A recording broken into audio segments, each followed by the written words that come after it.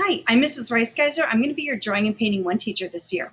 So to get things kicked off, I thought what I would do is show a little video of some of the supplies that you're going to be using throughout this year. It's going to be important for you to make sure you have your own kit since we really can't share supplies.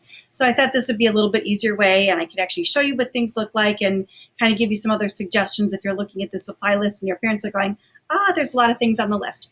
Okay, so first of all, I have a drawing board right here. It has clips on it. It makes it really nice to be able to transport your work back and forth to and from school. You could always use a piece of masonite as well. I have a suggested size on there. I believe this one is somewhere around 22 by 25, 23 by 25, something like that. That's going to work for you for all of your artwork that you'll need if you're taking even drawing and painting too and thinking about AP. Eventually, that'll work beautifully for everything. So that's that. Next is you're going to need some sort of a sketchbook. If you have one that you've started, you're welcome to continue using that. My recommendation, let's not go too big because, again, you're going to be transporting things back and forth. They have mixed media ones, which are really nice. They worked really terrific for multiple materials. This isn't a bad one. This is 65-pound white paper, so you definitely want the white drawing paper. Some people also like Bristol, but again, this will suffice for everything that we're going to use. Next, some sort of a container. Now, this one is really big. I would not recommend this, especially for transporting. I'm sliding off to the side because I have a second one, which is significantly smaller. You can use a Tupperware bin. You can use a shoebox, anything with a lid, just so it's easy to bring things back and forth to and from school. Okay, so next on the list is going to be drawing pencils.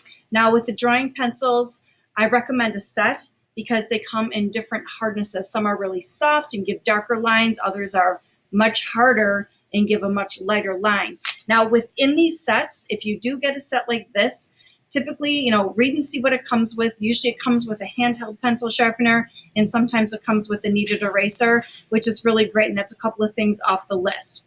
Okay.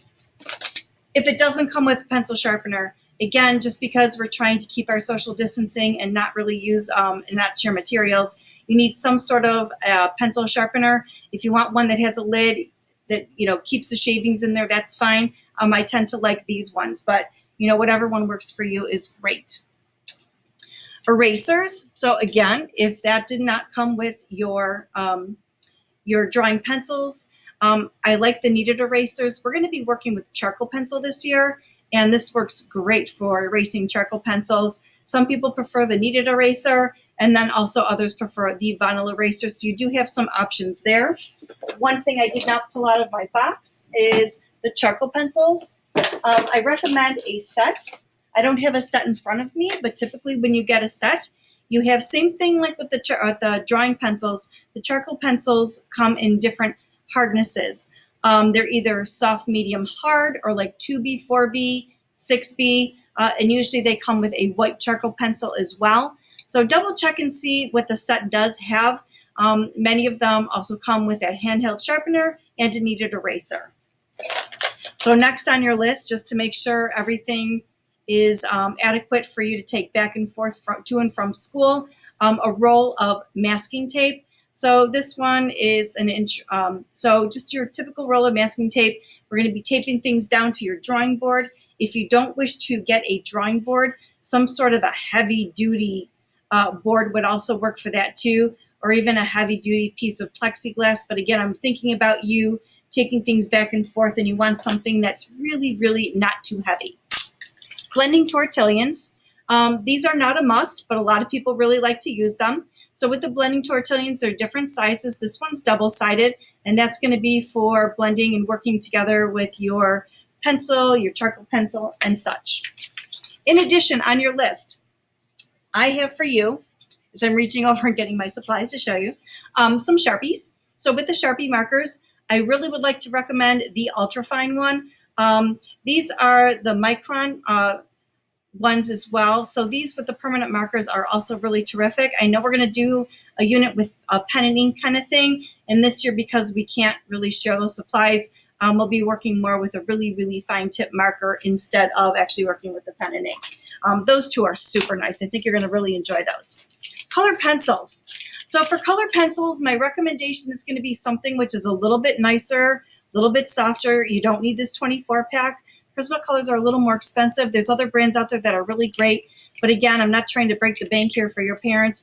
Praying are also a pretty soft colored pencil, and they have a really nice blending capability. And that's exactly what we want to use because we're going to be layering color over color. So you don't want anything that's too hard and waxy. Otherwise, the colors are not going to blend. Okay, so in addition, the list is here. I need for you to take a look at watercolors. So watercolors, this is a set of 24. Again, you don't really need a set of 24. A basic set is really good. Some people actually really prefer to work with the actual cakes themselves, such as this is Praying. And again, their brand is really pretty decent. So they come with the cakes. So either or could work for you.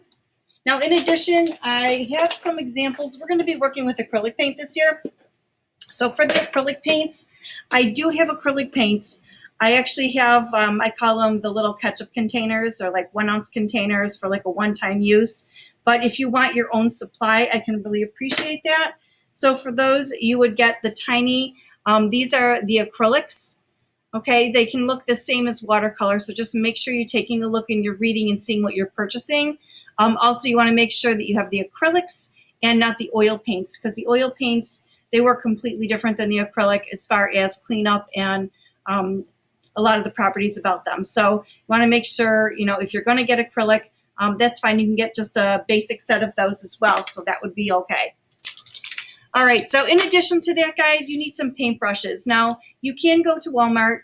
You can find most of these materials at Walmart. You can get your basic brush, like a synthetic brush set, which will be perfect to use for both your acrylic paints as well as your watercolor. You don't want anything that's too much of a coarse bristle. That would be more for oil paint, and you wanted to have something that you can work with for everything else, something like that.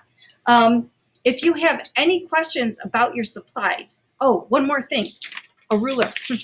I have rulers in my class. However, again, we can't share. So I'm thinking this is going to be for gridding your work and such. Just a 12-inch ruler, that would work out really well for you. I think I pretty much covered everything that's on the list. But if you have any questions, you can't find something, you're really not sure, feel free to email me and I'll get back to you as soon as I can. I really can't wait to see you this year. I'm looking forward to an awesome year with you. All right, guys, take care. Enjoy the rest of your summer. I will see you next week.